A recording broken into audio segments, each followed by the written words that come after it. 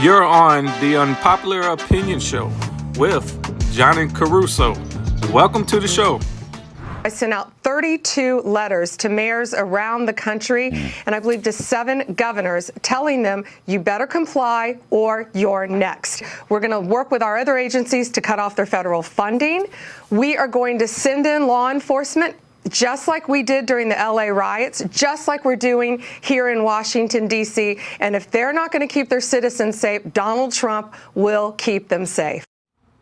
That is Attorney General Pam Bondi. She is doubling down on her warning to sanctuary cities and states. They face a deadline of today to reply to her letter, either confirm that they will cooperate with federal immigration enforcement or they must face consequences.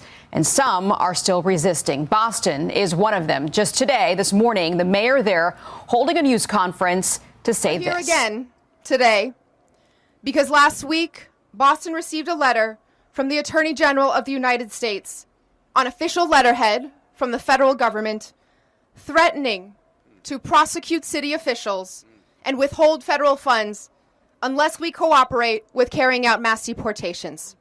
At a time when this federal administration is already causing so much fear and harm in our communities, these threats are serious and consequential. But our same communities have told me loud and clear that silence in the face of oppression is not an option. The U.S. Attorney General asked for a response by today. So here it is.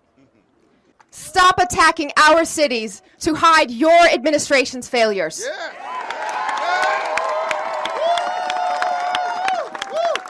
Unlike the Trump administration, Boston follows the law. And Boston will not back down from who we are and what we stand for. The Democrat Party is an extremist organization, Sean. It's not a political party in any normal sense of the word. A political party represents Americans. It represents law-abiding citizens. All you see all day long are crazy Democrats screeching on TV on behalf of foreign terrorists, hardened criminals, and violent illegal aliens. A political party exclusively dedicated to protecting terrorists, criminals, gangbangers, and murderers. That's what they become. These sanctuary city mayors, DOJ's been very clear. They had a deadline and they violated it. They had a deadline to comply with federal law and hand over the criminal illegal aliens in their custody, the child rapists, the child predators, the drug traffickers, the human traffickers. The sanctuary cities, like Boston, refused to turn over these menacing threats to public safety. And so now they face not only revocation of funds, not only the loss of taxpayer support, but also potential criminal charges for harboring and smuggling.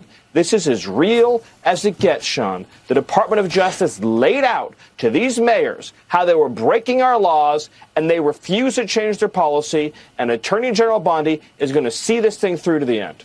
Let me just break down for your audience, Sean, how severe the crime committed by these sanctuary cities is. So you'll have a situation where local police in Boston will arrest an illegal alien who's a child predator.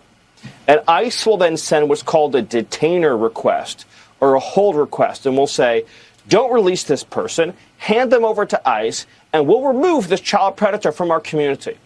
Instead, these sanctuary mayors will order the police department to ignore the federal request to set them free out of the jail, out of the prison, and they will go back into the community.